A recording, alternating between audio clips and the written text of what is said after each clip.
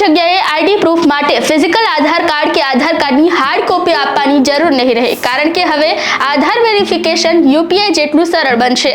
જી હા, કેન્દ્ર સરકારે હાલ આ નવી આધાર એપનું ટેસ્ટિંગ શરૂ કર્યું છે।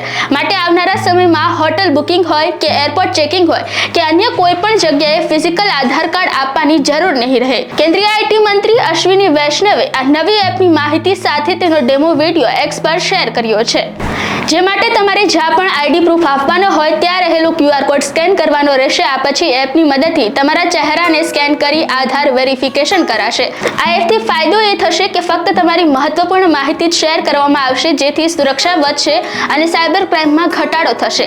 આ સાથે તમારી સંપૂર્ણ માહિતી તમારા નિયંત્રણમાં રહેશે અને તમારી પરવાનગી વગર કોઈ પણ માહિતી શેર નહીં થઈ શકે। જો કે હાલ આ એપ ટેસ્ટિંગ મોડમાં છે, એટલે સામાન્ય લોકો માટે ગૂગલ પ્લે સ્ટોર પર આ ઉપલબ્ધ નથી।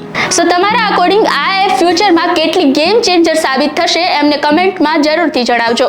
આવા જ વધુ ઇન્ફોર્મેટિવ વિડીયોઝ માટે આપ જોડાયેલા રહો રાજકોટ મિરર ન્યૂઝ સાથે।